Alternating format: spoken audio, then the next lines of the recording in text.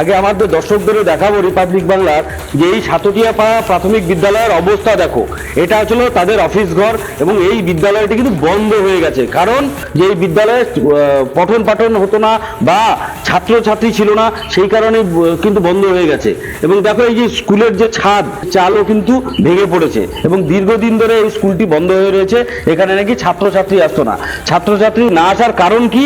কারণ হচ্ছিল একটাই, যে পরিকাঠামোর অভাব ছিল, যার কারণেই নাকি এখানে ছাত্রছাত্রী আসতো না।